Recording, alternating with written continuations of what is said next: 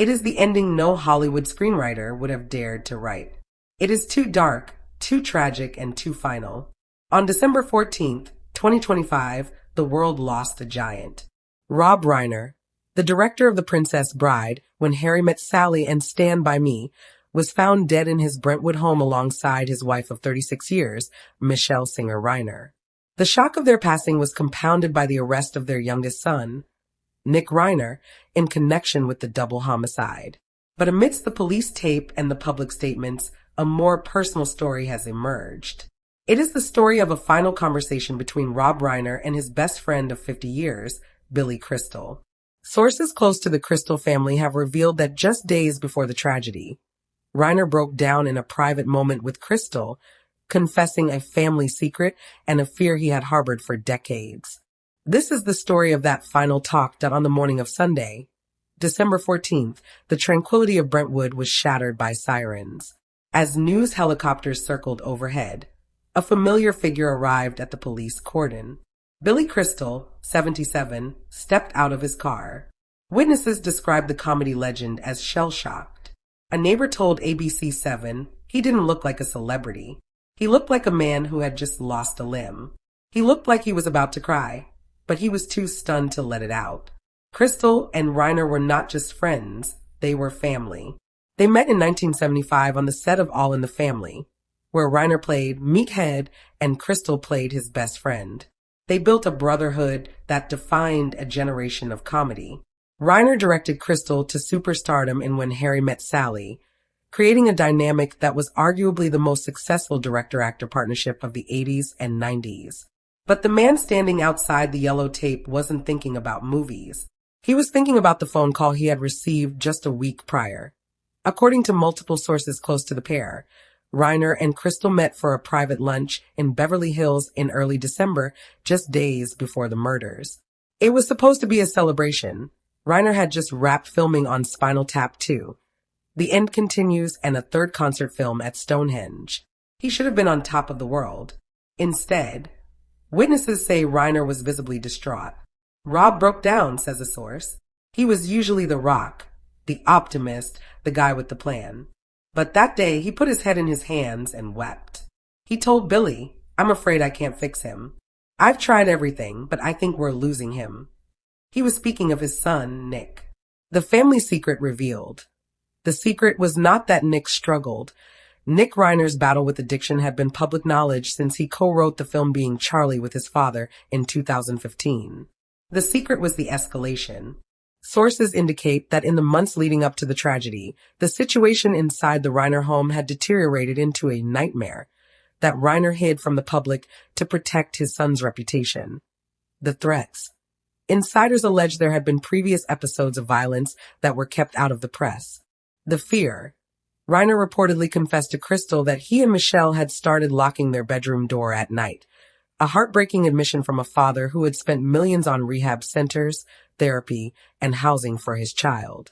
He told Billy, "I don't know if we're safe, but I can't kick him out. He's my boy," the source revealed. That was the last real conversation they had. Part 3. The Curse of the Funny Men. A legacy of laughter and tears. The tragedy has cast a pall over the comedy community, reigniting discussions about the tears of a clown archetype. Reiner joins a heartbreaking list of comedy legends whose personal lives held deep darkness. In the days following the news, tributes poured in, but Crystal's silence was deafening. When he finally spoke in a joint statement with Larry David, Martin Short, and Albert Brooks, the pain was palpable. There is a line from one of Rob's favorite films, It's a Wonderful Life. Each man's life touches so many other lives, and when he isn't around, he leaves an awful hole, doesn't he? You have no idea. Crystal's tribute avoided mentioning Nick. The omission spoke volumes. The betrayal that the boy Crystal had watched grow up, the boy Reiner had tried so desperately to save, was the one to end it all, is a wound that may never heal. Part 4. The Lost Projects. Spinal Tap and the Final Cut. The tragedy is compounded by the professional resurgence Reiner was experiencing. Spinal Tap 2. The long-awaited sequel was in post-production. Reiner had reprised his role as documentarian Marty D. Berge. The Stonehenge finale.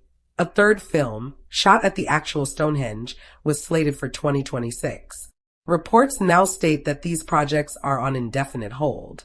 The studio Castle Rock Entertainment, which Reiner co-founded, is reportedly scrambling.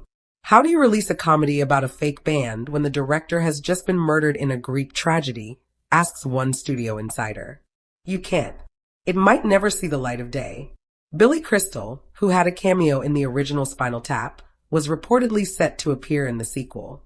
It would have been their final on-screen collaboration. Part 5, The Aftermath. A Hollywood ending gone wrong. As 2026 begins, the investigation continues. Nick Reiner, 32, is being held without bail on 2 counts of first-degree murder. His defense team is expected to plead insanity, citing a long history of substance-induced psychosis. But for Billy Crystal, the legal proceedings are secondary. He has lost his brother. In that final talk, Reiner reportedly told Crystal, "You're the only one who really knows me." Now, Crystal is the keeper of the memories. He is the last witness to the genius, the heart, and the private pain of Rob Reiner. The family secret is no longer secret. It is a cautionary tale splashed across every tabloid. But the real truth is the one Rob Reiner whispered to his best friend over a coffee he didn't finish. Love isn't always enough to save someone.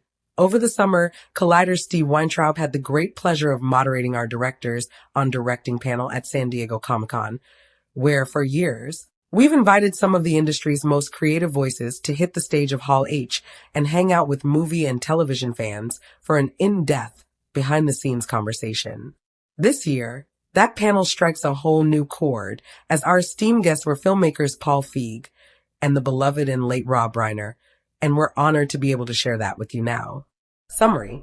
Collider's Steve Weintraub moderated our directors on directing panel with Rob Reiner and Paul Feig at San Diego Comic-Con 2025.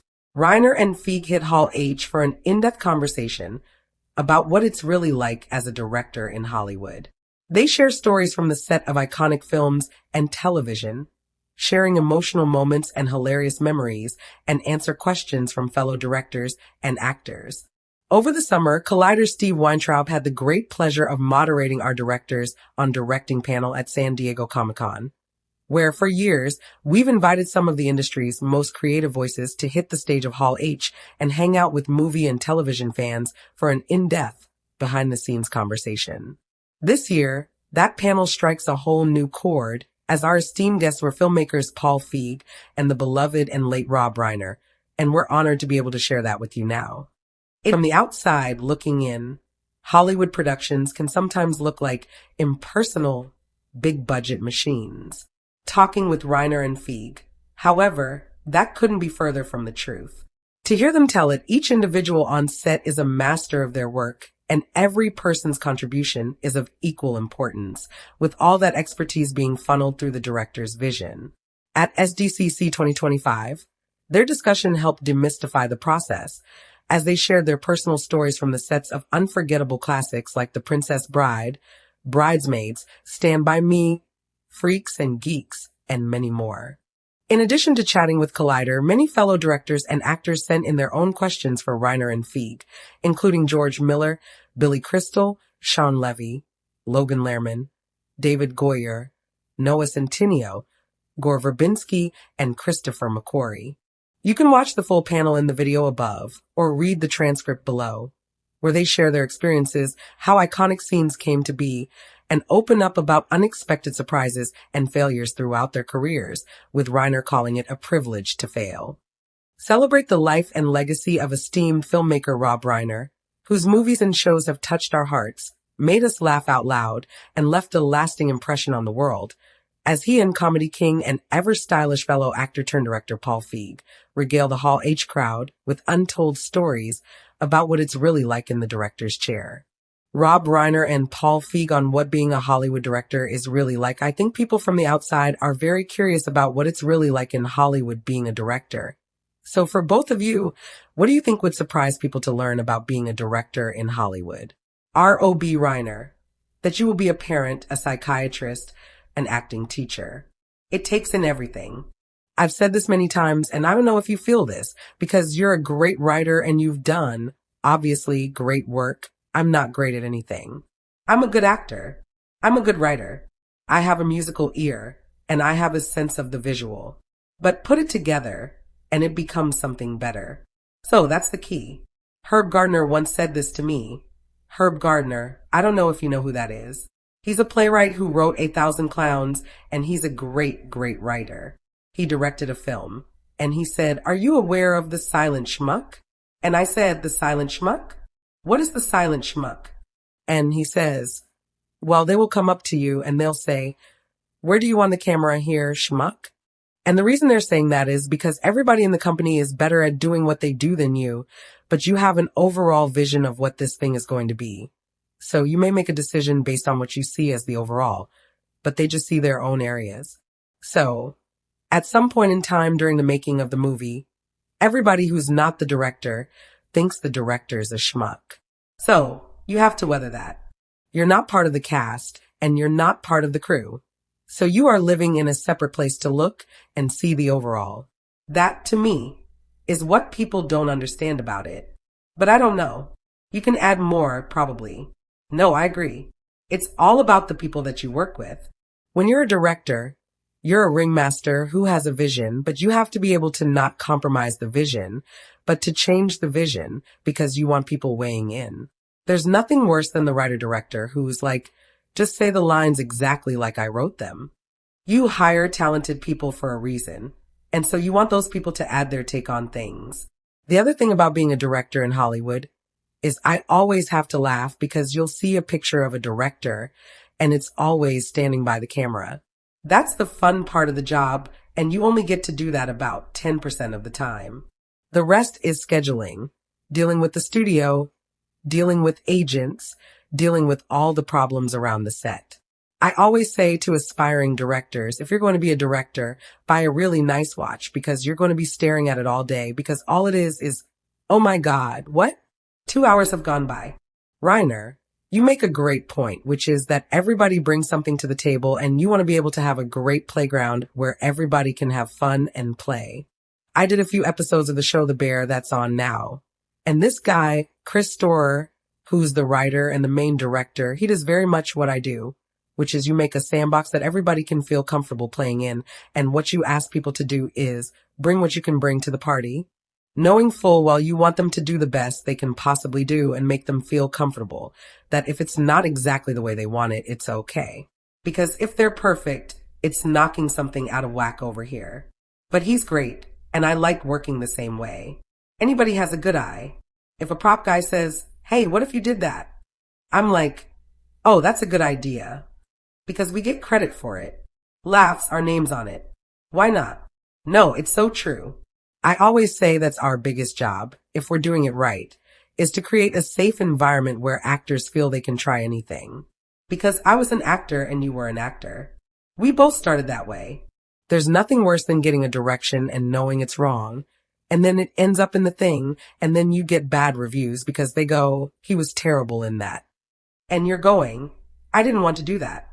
Reiner, you said something interesting, and I've said this for years.